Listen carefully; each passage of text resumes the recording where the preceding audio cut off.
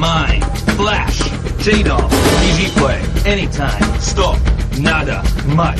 Slayers Boxer, C, Bisu, Savior, 16 of the most powerful StarCraft gamers in the world. LG, Intel Katrina, Home TV, Star Invitational.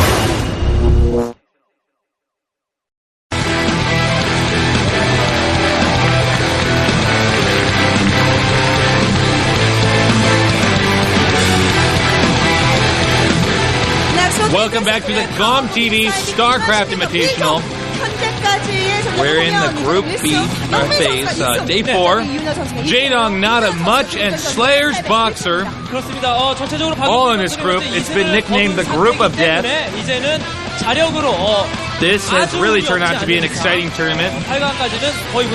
Nada in the back with an 0-2. BoxeR also in the back with an 0-1. Jaedong with a 1-0 and Much with a 2-0. Much in the most comfortable position. Nada in the least. Nada can only hope for some type of tie to occur in order for him to somehow come back. We just saw an interesting game previously. We saw Much versus Slayers BoxeR. Much opening up with that proxy gateway. And then BoxeR just so happened to wall in, nullifying any aggressive play that Much could have pulled off. Much responds well by expoing and stopping BoxeR from getting any type of early intelligence. As the game moves forward, BoxeR attempts to double expo while Much double expos, but it just turns out to not be enough because Much managed to pick off so many siege tanks that the Terran push was almost useless when BoxeR deemed it fit, and the end result was carriers coming into play, and that slowly withered BoxeR's forces away. Now into this match, Jaedong versus BoxeR. BoxeR probably trying to shake off that last loss. He has to play very carefully. Now putting on the noise blockers on his ear. Jaedong already up one game, defeating Nada, the most successful pro gamer of all time. Jaedong, the protege of his group, a young, smart, and rather successful pro gamer, ranked 3rd in the Kespro Pro Gaming rankings. Nada was ranked number 1 long ago for a very long period of time, but not anymore. 최근 우리 곰TV 스타 인비테이셔널도 그렇습니다만은 저그 진영의 분위기가 참 좋지 못합니다.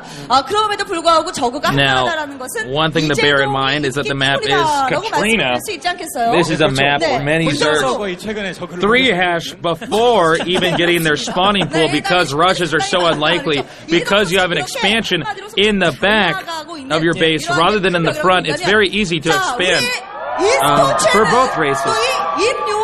But can BoxeR actually beat the 3rd-ranked Kespro player right now, the highest-ranked Zerg in the world, and what many people are arguing will soon be the number 1 ranked player in the world because he is just trouncing every opponent that he meets. 경기 준비를 하고 있는데 임요한 선수가 이제 그 연습을 하는데 아무래도 공군의 스팀에 있다 보니까 연습 상대도 다양하지가 않지 않습니까? 그래서 이제 I'm interested in seeing if BoxeR is going to open up with some type of aggressive play early on, or if it's going to be more of a macro game. He seemed to want to go with a macro game, which I think was unwise last game, especially versus a player like Much getting much more time to practice, no pun intended there.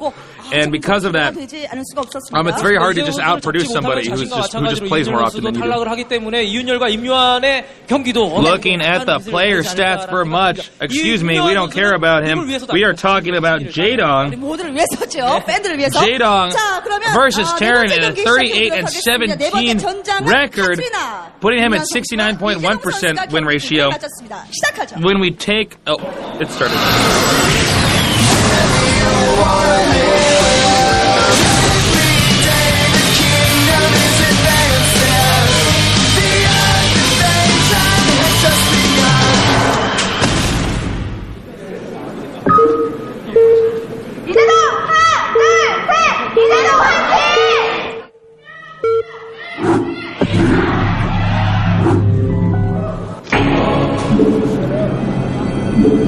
And the game has begun. Jaedong located at the north. A Zerg prodigy. rather new to the scene if you look at StarCraft in the long run. Young in age, but his mind is fresh with brilliance. And here we see BoxeR, the forefather of StarCraft, the one who pretty much learned the game and taught us how to play it today. But has Jaedong surpassed the Emperor? We will find out soon enough. The opening builds will be critical on a map like this. 메카닉으로 임요한 선수가 저그를 잘 잡는다고 안준영에서 말할 때 시초라고 말했는데 저 바이오닉으로 잘 잡는다 시초. I have seen some Terrans go fast command center. The safest fast expand build on a map like this is barracks and command center. 바이오닉으로 사실 마린 메딕으로 럴커. I have seen Jaedong go 3-hatch before, much like Savior. He may be doing this in this case. Oh. No, he will be going for a 9-pool. Okay, a 9-pool speedling rush. This is a rather uncommon build. In fact, this is probably the least common build, except for maybe, actually, yeah, I really can't think of anything that's as uncommon as this. So uncommon because it's a 4-player map.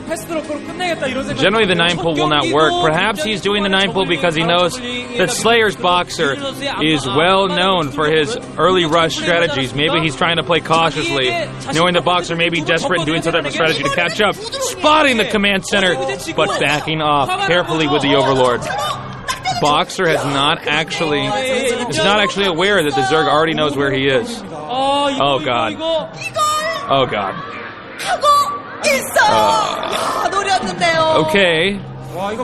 He's going for the early command center. StarCraft does not always boil down to luck.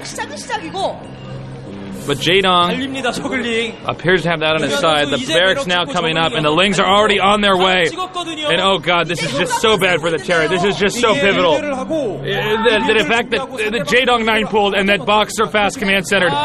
BoxeR did not cheese, but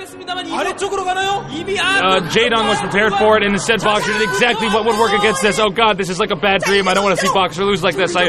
I almost hope I wake up from this match and find out it was a bad dream and that I slept through my job and now I've been fired, because that would be much less painful than actually watching him lose like this. And the SCVs have been taken out, and there's almost nothing that he could do. Now building, trying to rebuild that supply depot, but the SCVs have been removed.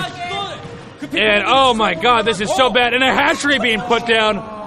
A humiliating move that Jaedong is shutting BoxeR down. The hatchery not completely useless because you can sunk rush if the Terran manages to wall in, but that will not happen because there are so many Zerglings now coming.